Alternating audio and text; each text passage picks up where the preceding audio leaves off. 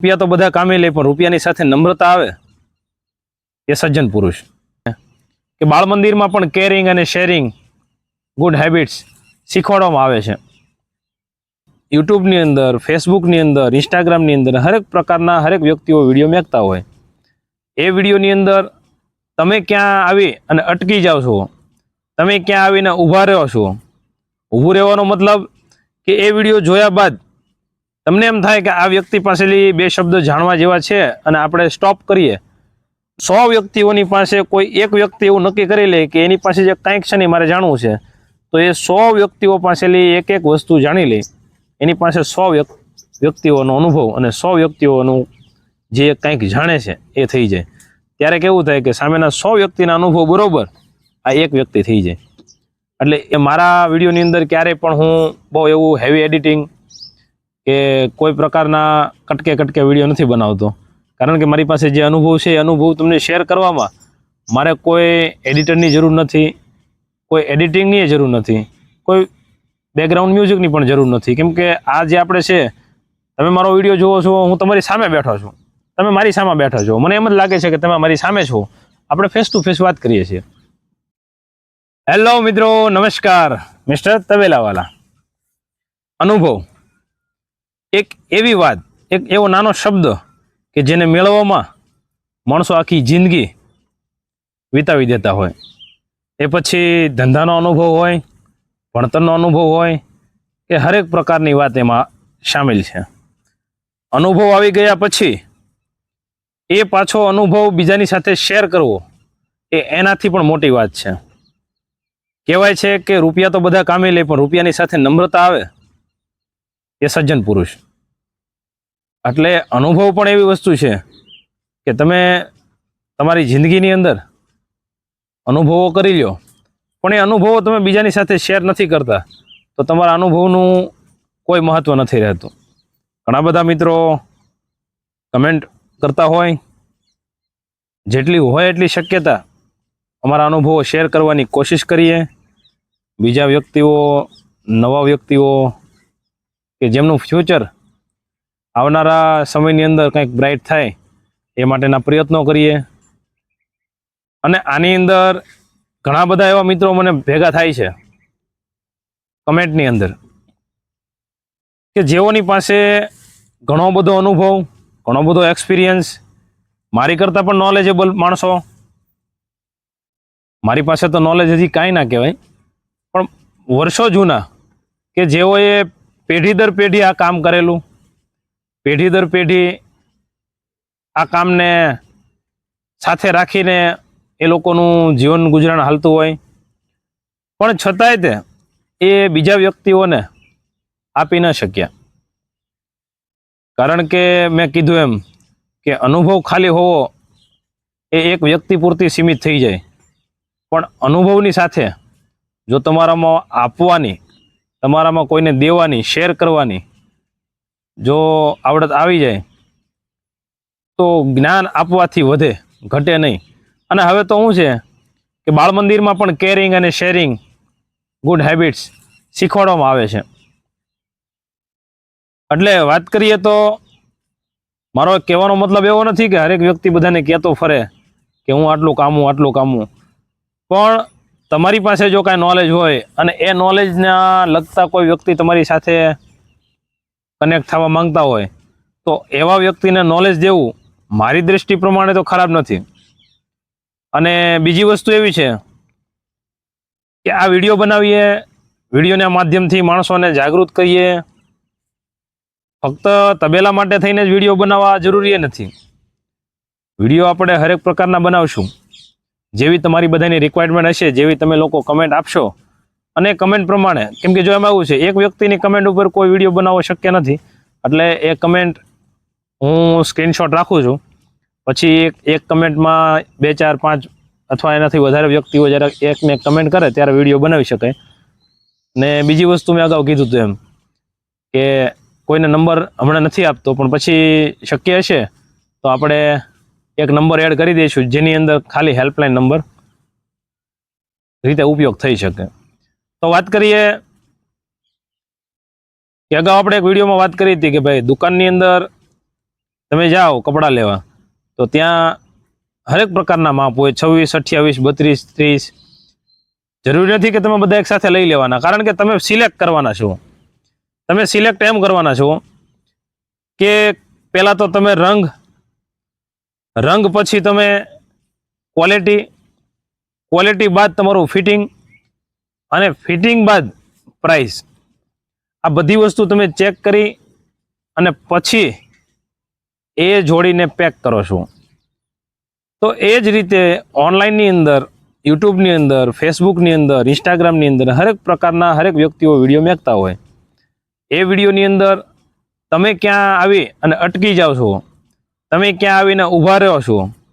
ઊભું રહેવાનો મતલબ કે એ વિડીયો જોયા બાદ તમને એમ થાય કે આ વ્યક્તિ પાસેથી 2 શબ્દ જાણવા જેવા છે અને આપણે સ્ટોપ કરીએ. નહીં તો અત્યારે તો સ્ક્રોલનો જમાનો છે. 3 સેકન્ડ પણ માણસો ઊભા નથી રહેતા. અત્યારે રિચાર્જ એવું કહે છે કે માણસોનું જે વિચારવાની શક્તિ છે એ 3 સેકન્ડની થઈ ગઈ છે. કઈ રીતે? કે ખાલી નજર હજી તો આમ ફરે અને બીજી સેકન્ડે જ વિડીયો સ્ક્રોલ થઈ ગયો હોય. હવે એવા ટાઈમની અંદર 5-10 મિનિટનો કે 15 મિનિટનો વિડીયો જોવો પોસિબલ જ નથી. અને એ પોસિબલ નથી છતાં તમે મારા વિડીયો પર અથવા તો તમે ગમતા કોઈ બીજા વ્યક્તિઓના વિડીયો પર ઊભા રહ્યો છો, એનો મતલબ એમ છે કે એની પાસેથી તમને કંઈક મળે છે. મળવાનો મતલબ અનુભવોની વાત છે કે ભાઈ તમને કોઈ જગ્યા પર અનુભવ, મને મારી પોતાની એવી દ્રષ્ટિ છે કે તમે જ્યાં ઊભા રહ્યો છો, જ્યાં તમારું મિત્ર સર્કલ છે, અથવા તો જ્યાં તમે વિડીયો જુઓ છો, જ્યાં તમને ત્યાં કાંઈ મળતું નથી, ભલે ફક્ત હાસ્ય જ હોય પણ હાસ્ય પણ મળતું નથી, તો એ જોવાનો કોઈ આમ કહીને કોઈ રહેતો જ નથી. એટલે તમને જે જગ્યાએથી કાંઈ જાણવા મળે, જોવા મળે, ત્યાં તમે ઊભા રહ્યો છો. અને આપણે વિડીયો બનાવીએ છીએ, દિવસે ને દિવસે આપણું ફેમિલી મોટું થાય છે. જો આપણા વિડીયોની અંદર એવી કોઈ આવડત ના હોત, આપણા વિડીયોની અંદર એવી કોઈ માણસોને પુશ કરવાની કે માણસોને કાંઈ આગળ લઈ જવાની ભાવના ન હોત, અથવા તો લોકોને કામ આવે એવી કાંઈ વાત ના હોત, તો સ્વાભાવિક છે કે આ ફેમિલી મોટું ન થવું જોઈએ. પણ દિવસે દિવસે મોટું થાય છે, કારણ કે લોકો જાણે છે કે જે વસ્તુ આ નોલેજ આપણે આપીએ એમાં કંઈક ને કંઈક કોઈકને કંઈકને કામ આવી જાય છે. અને મારા વિડીયોની અંદર ક્યારેય પણ હું બહુ એવું હેવી એડિટિંગ કે કોઈ પ્રકારના કટકે વિડીયો નથી બનાવતો, કારણ કે મારી પાસે જે અનુભવ છે એ અનુભવ તમને શેર કરવામાં મારે કોઈ એડિટરની જરૂર નથી, કોઈ એડિટિંગની જરૂર નથી, કોઈ બેકગ્રાઉન્ડ મ્યુઝિકની પણ જરૂર નથી. કેમ કે આ જે આપણે છે, તમે મારો વિડીયો જુઓ છો, હું તમારી સામે બેઠો છું, તમે મારી સામે બેઠા છો, મને એમ જ લાગે છે કે તમે મારી સામે છો, આપણે ફેસ ટુ ફેસ વાત કરીએ છીએ. પછી બીજી વસ્તુ એવી છે કે આ અનુભવો શેર કરીએ એમાં જરૂરી એ પણ નથી કે બધાને ગમે. જે વ્યક્તિઓની પાસે ઘણી વખત મેં કીધું એમ કે મારા કરતાં પણ નોલેજવાળા માણસો છે, તો એ વ્યક્તિ સુધી જ્યારે આ વિડીયો જાય ત્યારે કેવું થાય કે એ વ્યક્તિને મારી વાત ક્યાંક ને ક્યાંક ભૂલવાળી લાગતી હોય, ક્યાંક ને ક્યાંક એને એમ લાગતું હોય કે આ વાતમાં ફેર છે, તો એ વ્યક્તિઓ કમેન્ટ કરે ત્યારે પછી એ પણ જાણવા મળે કે આ વસ્તુમાં અથવા તો આ વાતમાં અહીંયા જગ્યાએ ફેર પડ્યો હતો, હવે પછીથી આ વસ્તુનો આપણે ફેર કરશું. અને એ પ્રમાણે ધીમે ધીમે હું પણ ઘડાતો જાઉં. પહેલાં મોટિવેશનલ વિડીયોને બનાવતા ત્યારે શું હતું કે શોર્ટ વિડીયો હતા, 10 સેકન્ડ 15 સેકન્ડના, અને અત્યારે 10-15 મિનિટના વિડીયો બનાવવી સ્વાભાવિક છે. ક્યાંક કદાચને ચૂક રહી જતી હોય તો આપ મિત્રોના સાથ સહકારથી જ આપણે એટલે સુધી પહોંચ્યા છીએ. અને હજી આગળની જર્ની પણ આપ લોકોની સાથે જ કરવાની છે. ઘણા બધા મિત્રોએ એ પણ મને પૂછ્યું કે તમારી ગૌશાળાના વિડીયો કેમ નથી બનાવતા. તો મિત્રો, આપ લોકોને જણાવતા એ ખૂબ આનંદ થાય છે પહેલું તો કે તમે લોકો મારી આટલી નોટિસ કરો છો, આટલું નોટ કરો છો. મિત્રો, ગૌશાળાની જે આઈડી છે તે અલગ છે, તબેલાની આઈડી પણ અલગ છે, અને મારી પર્સનલ આઈડી પણ અલગ છે. કારણ કે ઓલું શું છે ખબર, કે એક આઈડીની અંદર બધું મિક્સિંગ હાલતું હોય ને તો લોકો ઘણી વખત બોર થઈ જાય. કેમ કે બધાને બધી વસ્તુ નથી જોતી, પણ કોકને કંઈક ને કંઈક વસ્તુ જોવે છે. એમ બધાને બધું નથી આવડતું, પણ કોક ને કોક કંઈક તો જાણે જ છે. અને એ જે કંઈક વસ્તુ છે ને મિત્રો, એ એવી વસ્તુ છે, શબ્દ પણ નાનો, સાંભળવામાં પણ નાનું, પણ એ 100 વ્યક્તિઓની પાસે કોઈ એક વ્યક્તિ એવું નક્કી કરી લે કે એની પાસે જે કંઈક છે ને મારે જાણવું છે, તો એ 100 વ્યક્તિઓ પાસેથી એક એક વસ્તુ જાણી લે, એની પાસે 100 વ્યક્તિઓનો અનુભવ અને 100 વ્યક્તિઓનું જે કંઈક જાણે છે એ થઈ જાય. ત્યારે કેવું થાય કે સામેના 100 વ્યક્તિના અનુભવ બરોબર આ એક વ્યક્તિ થઈ જાય. એટલે એ જ રીતે આપણે જે કાંઈ અનુભવો મેળવ્યા, જે કાંઈ પણ આપણા જીવનની અંદર આપણને કાંઈ લાગ્યું, એ બધી વસ્તુ શીખ્યા અને એ જ અત્યારે વિડીયોના માધ્યમથી આપ લોકોને દેવાની કોશિશ કરીએ છીએ. શક્ય હોય ત્યાં સુધી તો આ આઈડીની અંદર વધારે ધંધા બાબતની જ આપણે વાતચીત લાવીએ છીએ. ઘણા બધા મિત્રોએ આપણે ઇન્વાઇટ પણ કર્યા છે. ટૂંક સમયની અંદર અમે તમારી સુધી આવશું. જો તમે અત્યારે વિડીયો જોતા હો તો તમારું એડ્રેસ અને મોબાઈલ નંબર અમને સેન્ડ કરજો. અમે તમારી સુધી આવશું, તમારી સાથે વિડીયો બનાવશું, તમારા અનુભવો લોકોને જણાવશું. કારણ કે એકાબીજાના અનુભવો, એકાબીજાની વાત, ઘણી વખત તમારી વાત કોને કામ આવી જાય તમને પણ ખબર નથી, મારી વાત કોને કામ આવી જાય મને પણ ખબર નથી. એટલે આવી જ રીતે આપણે એકાબીજા ચર્ચા કરતા રહીએ, જેથી કરીને આખા વિડીયોની અંદર બધી વાત કોઈ કોપી નથી કરવાનું, અથવા તો બધી વાત કોઈને કામની પણ નથી. પણ એમાંના અમુક શબ્દો એવા હોય કે કંઈક ને કંઈક જગ્યાએ કામ આવી જાય. એટલે આવી રીતે આપણે અવારનવાર વિડીયો બનાવતા રહીશું. તમે લોકો પણ કમેન્ટ કરતા રહેજો કે આપણે કયા કયા વિડીયો બનાવવા છે.